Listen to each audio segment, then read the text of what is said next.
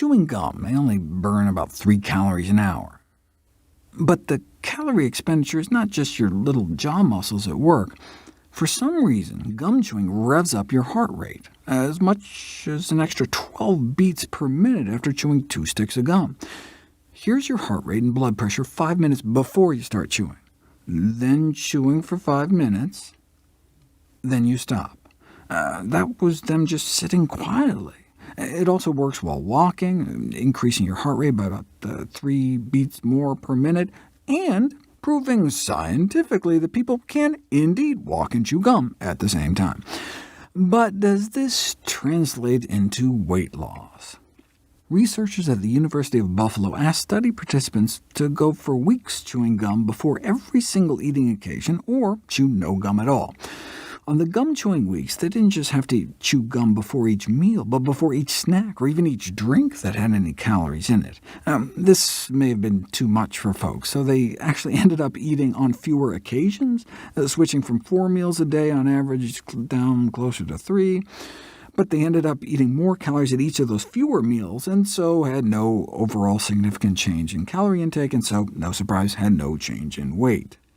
University of Alabama researchers tried a different tact, randomizing people to chew gum after and between meals. After 2 months, compared to those randomized to avoid gum entirely, no improvements were noted in weight, BMI, or waist circumference. But what about those few studies that suggested gum chewing had an appetite-suppressing effect? In this study, people ate 68 fewer calories of pasta at lunch after 20 minutes of gum chewing. Yeah, but other studies showed differently. Whenever there are conflicting findings, instead of just throwing your hands up, it can be useful to try to tease out any study differences that could have potentially accounted for the disparate results. The obvious consideration is funding source. This was a publicly funded study.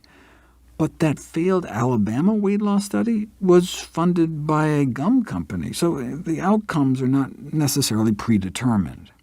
Different types of gum using different sweeteners may have contributed to the diversity of findings. That one study showing gum chewing instead actually may increase appetite, for example, was done with aspartame-sweetened gum.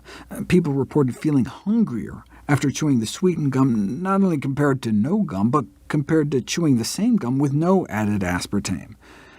True, not a single randomized controlled trial has ever shown a benefit to gum chewing, but they've all used gum containing artificial sweeteners.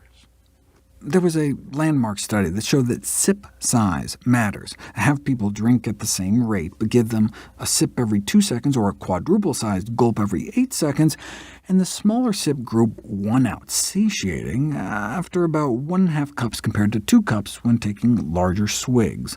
This is thought to be because of increased orosensory exposure. Your brain is picking up the more frequent pulses of flavor and calories, but repeat the experiment with an artificially sweetened diet drink, and the effect appears to be blunted. So maybe a different type of gum would have a different effect? The positive pasta study was performed using gum mainly sweetened with sorbitol, a sweet compound found naturally in foods like prunes, but like prunes can have a laxative effect. Case reports like this: an air stewardess with puzzling diarrhea unveil what can happen when you eat 60 sticks of sorbitol-sweetened sugar-free gum a day. Another was entitled Severe Weight Loss Caused by Chewing Gum, but not in a good way. A 21-year-old woman ended up malnourished after suffering up to a dozen bouts of diarrhea a day for 8 months due to the 30 grams of sorbitol she was getting chewing sugar-free gum and candies every day. Most people suffer gas and bloating at 10 grams of sorbitol a day, which is about 8 sticks of sorbitol-sweetened gum, and at 20 grams, most get cramps and diarrhea, so you want to be careful how much you eat. The bottom line is that we have no good science showing gum chewing results in weight loss. Could that be because the studies used artificial sweeteners that may have counteracted any benefits? Could be, but the most obvious explanation for the results to date is that chewing gum simply is not an efficacious weight loss strategy, and that's coming from researchers funded by the gum company itself.